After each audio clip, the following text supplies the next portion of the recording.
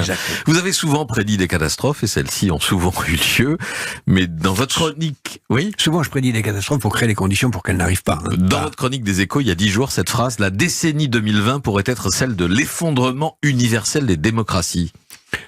Oui, ce risque existe parce que si la globalisation échoue et qu'on se referme à l'intérieur des frontières, si personne n'a de résultats ni de récit national à l'intérieur d'une globalisation qui s'impose, il est évident que les grands enjeux du monde, climatiques, sociaux, de pauvreté, de lutte contre la corruption ne peuvent se régler qu'à l'échelle de la planète. Mais si on n'arrive pas à ça, on va hypocritement et de façon provisoire se renfermer. Les démocraties vont être remplacées provisoirement par des totalitarismes, comme on l'a connu, à chaque fois qu'on n'a pas réussi à gérer la mondialisation. Il faut aujourd'hui oser une mondialisation démocratique et positive, et il faut oser un projet européen qui sera l'amorce de cette mondialisation. On ne réussit pas une Europe démocratique et positive, comment pourrait-on imaginer de réussir à l'échelle de la planète? Voilà le grand récit qu'il faut avoir.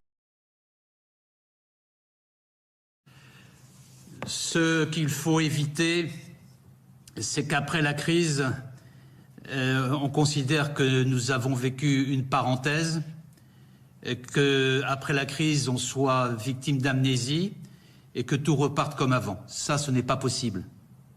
En fait, on compare souvent la grave crise de la guerre 39-45 et puis maintenant la nouvelle crise, cette fois pandémique, que nous vivons. Après la guerre de 1939-1945, les États ont décidé de s'unir, de créer des outils pour éviter un nouveau conflit mondial. C'est à ce moment-là qu'on a créé les Nations Unies. On a même créé aussi l'Organisation mondiale de la santé. C'est à ce moment-là qu'on a lancé ce mot de multilatéralisme. Les États qui se mettent ensemble pour un ordre mondial. Et on a un peu oublié cette période. Et ces outils-là se sont dégradés au cours des dernières années. Et je pense que cette pandémie doit permettre un sursaut, doit permettre de revisiter, de refonder la relation que les États ont entre eux face à de nouveaux dangers, de nouvelles menaces, de nouveaux enjeux, de nouveaux défis, que sont ce qu'on appelle les biens publics mondiaux, au cœur desquels il y a la santé et le climat. Et si la communauté internationale, comme l'on dit, ne prend pas en considération cette nouvelle donne, alors oui, elle aura raté cette période et on n'aura pas tiré les leçons de cette pandémie. Comment imaginez-vous l'après, Jacques Attali? Est-ce qu'il est pensable? Il y a 3 après. Il y a un premier après qui serait un retour à la situation précédente parce qu'on aura oublié cela, qui est à mon avis le plus vraisemblable, avec des risques de retour de flamme de l'épidémie qui seraient terribles. Le deuxième après, c'est celui que vous avez décrit de cette façon, c'est une société relativement totalitaire, utilisant les nouvelles technologies pour imposer des règles. Si on regarde l'histoire longue, on s'aperçoit que la santé a toujours été un facteur de légitimation de l'autorité.